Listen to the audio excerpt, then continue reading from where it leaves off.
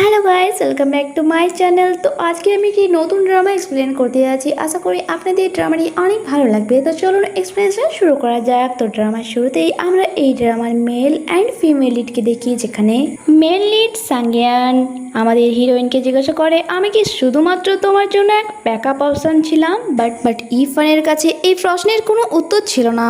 আর তাকে এমন চুপ থাকতে দেখে সাংয়ান তার উত্তর পেয়ে যায় আর তাকে গুড বাই বলে সেখান থেকে চলে যায়। এরপর 6 বছর কেটে যায় অ্যান্ড এখন আমাদের হিরোইন এক রিপোর্টার ছিল আর বর্তমানে সে একটি ইললিগাল বিজনেসের রিপোর্টিং করে নিজের কালিগ সুজওয়ানের সাথে যাচ্ছিল। তখন একটি লাল কার তাদের সামনে চলে আসে আর ওই কার থেকে এক দম্পতি তাদের থেকে সমস্ত প্রমাণ নিয়ে চলে যাচ্ছিল, কারণ এই দুই দম্পতি ইললিগাল বিজনেসের সাথে জড়িত ছিল আর তারা তাদের নিউজ ম্যাটেরিয়াল নিয়ে সেখান থেকে পালিয়ে যায়। তখন এখানে আমাদেরকে ফ্ল্যাশব্যাকের সিন দেখানো হয়, যেখানে ইরফানের সুপারভাইজার তাকে বলছিল, হতে পারে তুমি ট্রেডিশনাল পেপার মিডিয়া ইহেতে দিল্লিতে খুব ভালো কাজ করেছো, বাট যদি তুমি এইখানে না অ্যাডজাস্ট করতে পারো তাহলে প্রফেশনাল পিরিয়ডের আগে হয়তো তোমাকে কোম্পানি থেকে বের করে দেওয়া হবে। প্রেজেন্ট টাইমে ওই লাল গাড়িটির অ্যাক্সিডেন্ট হয়ে গিয়েছিল। তার কালিগ জোয়াং এই সব কিছু রিপোর্টিং করতে চাইছিল, বাট ইরফানের জন্য রিপোর্টিংয়ের থেকে কোনো মানুষের জীবনের দাম অনেক বেশি ছিল। এরপর আমরা তাকে বাসায় দেখি, যেখানে সে বাত নিচ্ছিল। তখনই পর্দার আড়ালে তার কিছু অস্বাভাবিক মনে হয় আর বাইরে যখন যায় সামনে সে তার এক প্রতিবেশীকে দেখতে পায় আর এই পেশেন্টটাকে দেখে মনে হচ্ছিল না সে এতটাও ভালো। সে ইরফানকে বলে, আরে আমি তো আমার পোশাক আশাক ধুচ্ছিলাম, সবসময় তুমি মিছিমিছি ল্যান্ডলর্ডকে কমপ্লেন জানাও, কিন্তু তুমি কি ভেবেছো তোমার এমন বলাতে আমি ভয় পেয়ে যাব? ইরফান চুপচাপ নিজে রুমে চলে যায় আর ভালো করে দরজা লক করে ঘুমানোর চেষ্টা করে, বাট একটি ট্রমা যা তাকে শান্তিতে রাতে ঘুমোতে দেয় না। সেই জন্য সে রাতে দেরি করে ঘুমোয় আর সকালে ঘুম থেকে উঠতে লেট হয়ে যায়। দুপুরে 2টো বাজে, তখন কারোর কলে তার ঘুম ভাঙে আর আমরা জানতে পারি এটা তো তার ফ্রেন্ড চাও ছিল। অ্যান্ড সে তাকে বলে, তুমি জানো আজ আমার কার সাথে দেখা হয়েছে? আমাদের স্কুলের ভাইস মনিটরের সাথে। বাট সকাল থেকে ডেলিভারি করতে করতে আমার হুলিয়াই খারাপ হয়ে গিয়েছে। সত্যি কত এম্বারাসিং মোমেন্ট ছিল। চলো আজ কোথাও আমরা ঘুরতে যাই, তুমি ইদানিং খুবই ওভারটাইম কাজ করছো, চলো বেড়াতে গেলে তোমারও মুড ফ্রেশ হয়ে যাবে। পাশেই নতুন একটি বার খুলেছে, আমি শুনেছি ওখানে ম্যানেজার নাকি খুবই হ্যান্ডসাম, তাই চলো ওখানে যা যাক, তোমার বোরিং লাইফে একটু আনন্দের ঢেউ আসতে দাও। বাট ইরফানে তো এইসবে একদমই ইন্টারেস্ট ছিল না, বাট চাও এর এত বেশি জোর করায় সে শেষমেশ হ্যাঁ বলেই দেয় আর নাইটে তারা ওই বারে যায়। আর এখানে আসা মাত্রই চাও তো ওই ম্যানেজারকেই খুঁজে যাচ্ছিল, বাট তাকে দেখতে না পেয়ে তারা অর্ডার করা শুরু করে। এখানে চাও বলে, আজ আমার যে ভয়েস মনিটরের সাথে দেখা হয়েছিল সেও নানপু ইউনিভার্সিটি থেকেই তার পড়াশোনা কমপ্লিট করেছে। সে আর তোমার ক্লাসমেট সাংয়ান একই ক্লাসে ছিল। সাংয়ানের নাম শুনে তো ইরফান কিছু মুহূর্তের জন্য যেন ফ্রেশ হয়ে যায়। তখন এখানে তারা একটি হ্যান্ডসাম ছেলের ব্যাগ দেখতে পায়। সেও সম্পূর্ণভাবে শিওর ছিল যে এটাই এখানে ম্যানেজার, আর সে কিউরিয়াসের সাথে ইরফানকে ওই ছেলেটিকে দেখাচ্ছিল। বাট যখনই তার ফেসের এক সাইড ইরফান দেখতে পায় সে অবাক হয়ে যায়, কারণ এটা তার এক্স সাংয়ান ছিল। আর সে সেখান থেকে যেত তার আগেই বাই মিস্টেকলি তার ওয়েটের সাথে ধাক্কা লেগে যায়, যার কারণে সমস্ত রিং তার ড্রেসেই পড়ে যায়, যা পরিষ্কার করার জন্য সে ওয়াশরুমে যায়। সাংয়ানও তাকে দেখে নিয়েছিল, তাই ওয়াশরুমের বাইরেই অপেক্ষা করছিল।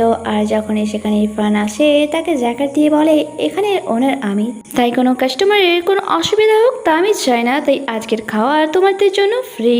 আর এখানে সাংয়ান এমন বিহেভ করছিল যেমন কি সে ইরফানকে চেনে না, তাই ইরফানও এমনটাই প্রেজেন্ট করে যেমন কি সাংয়ান তার জন্য কোনো নন পারসন।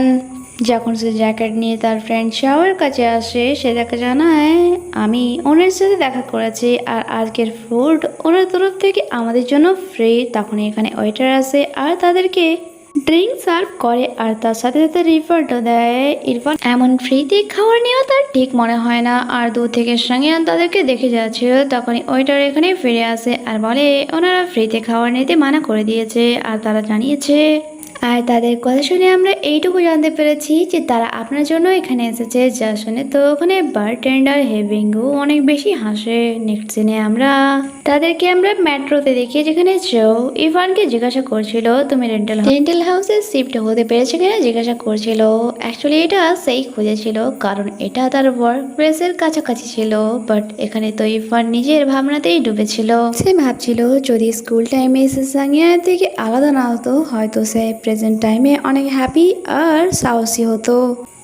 যখন সে ফিরে আসে তার কোটিরিয়ান্স তাকে সাথে খাবার খেতে বলে, বাট এখানে বেশিরভাগই মেল ছিল, তাই ইরফান আনকমফোর্টেবল ফিল করে অ্যান্ড নিজের রুমে চলে আসে। নেক্সট ডে সে আবারও বাড়ি আসে। আগের রাতে যে ব্রেসলেটটি তারা এখানে ছেড়ে দিয়ে গিয়েছিল তা নেওয়ার জন্য, বাট ওইটা জো বলে আগের রাতে সাঙ্গিয়ান এখানে সাবস্ক্রাইব করেছিল, হয়তো সেটা তার কাছেই আছে। তাই ইরফান তার কন্ট্যাক্ট নাম্বার দিয়ে বলে ঠিক আছে, যখন তা পাওয়া যাবে তখন এই নাম্বারে আমার সাথে কন্ট্যাক্ট করবেন। বাট সে তার নাম্বার দিত, তখন সেখানে সাঙ্গিয়ান চলে আসে। তার স্টাফ মিংবুকে বলে লকারে চেক করতে, কারণ ছেড়ে যাওয়ার সমস্ত আইটেম ওখানেই রাখা হয়। আর সত্যি সত্যি ওই ব্রেসলেটটি ওখানেই ছিল। অ্যাকচুয়ালি এই ব্রেসলেটটি চাওকে কোনো স্পেশাল ব্যক্তি গিফট করেছিল, তাই এটা তার জন্য ইম্পর্টেন্ট ছিল। এখানে চাও তাকে কল করে বলে তুমি এটা তোমার কাছেই রেখে দাও, আমি টাইমে এটা নিয়ে নেব। বাট এই রাতেই তার সাথে কিছু খারাপ ঘটে যায়। অ্যাকচুয়ালি লেট নাইট এক টেনেন্টের ওয়াইফ স্ন্যাক নেওয়ার জন্য বাইরে গিয়েছিল, আর ওই টেনেন্ট যার খারাপ নজর অনেক দিন ধরেই ইরফানের উপর ছিল, অ্যান্ড সে টেনে হিজড়ে তাকে রুমে নিয়ে যায়। আর তাকে ভয় দেখানোর জন্য এটাও বলে আমি তোমার রুমে আগে থেকে ক্যামেরা ফিক্স করে রেখেছি, আর তুমি যতই চিল্লাও না কেন এখানে কেউ নেই, তুমি আর আমি ছাড়া। তখনই দ্বিতীয় এক টেনেন্ট ফিরে আসে, আর সে ওই পার্সনকে ধরে নেয় আর ইরফানকে বলে পুলিশকে কল করতে। নেক্সট দিনে আমরা দেখি পুলিশ তাকে জিজ্ঞাসাবাদ করছিল, আর এটাও বলে তোমার রুমে আমরা এমন কোনো ক্যামেরা পাইনি, তাই তুমি নিশ্চিন্তে বাসায় ফিরে যাও।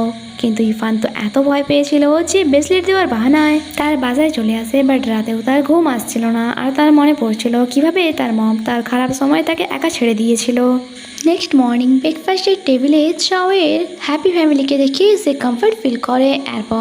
এরপর টিভি স্টেশনে ইলিগাল বিজনেসের ওনারে হেল্প করার জন্য তাকে পুরস্কৃত করা হয়। আর এটাও বলা হয় এত সাহস তুমি কোথা থেকে পেলে।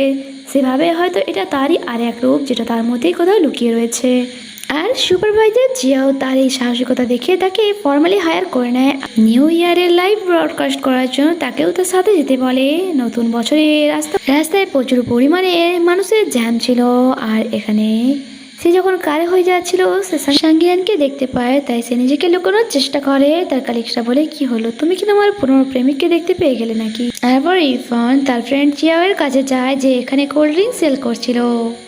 ইরফান তার ফ্রেন্ডের কাছ থেকে একটি মাস্ক নেয় আর ওয়াশরুমের দিকে যায়। সেখানে আবারও তার সাঙ্গিয়ানের সাথে দেখা হয় যে এই সময় তার মমের সাথে ছিল। তার মম তাকে বলছিল তোমার সিস্টার কলেজ এন্ট্রান্স এক্সামের জন্য অনেক বেশি প্রেসার নিচ্ছে, তাই আমি চাই তুমি তাকে বোঝাও। আমি এখন যাচ্ছি তোমার ড্যাডির কাছে। এখানে সাঙ্গিয়ান তার সিস্টারকে ইনসাল্ট করতে করতে তাকে এনকারেজ করছিল যে আমি তো আমার সময় না পড়েই নানবো চলে গিয়েছিলাম। হ্যাঁ জানি আমার মতো তোমার মধ্যে পোটেনশিয়াল নেই, বাট আমার বিশ্বাস তুমি করে নেবে। এখানে চাও ইরফানকে কল করে জানায় যে সে সাঙ্গিয়ানকে গ্রুপ মেসেজ ফরওয়ার্ড করেছে। আর যা দেখে ইরফানও অবাক হয়, কারণ সে ভেবেছিল সাঙ্গিয়ান হয়তো আর উইচ্যাট ইউজ করে না। আর যেখানেই আমরা দেখি সাঙ্গিয়ানের ফ্রেন্ড জিয়াও তাকে কল করেছিল হ্যাপি নিউ ইয়ার বলার জন্য। ইরফান যে সাঙ্গিয়ানের স্ট্যাটাস চেক করছিল, বাট সেখানে কোনো স্ট্যাটাস শো করছিল না। সেভাবে হয়তো সাঙ্গিয়ান তাকে ব্লক করে রেখেছে।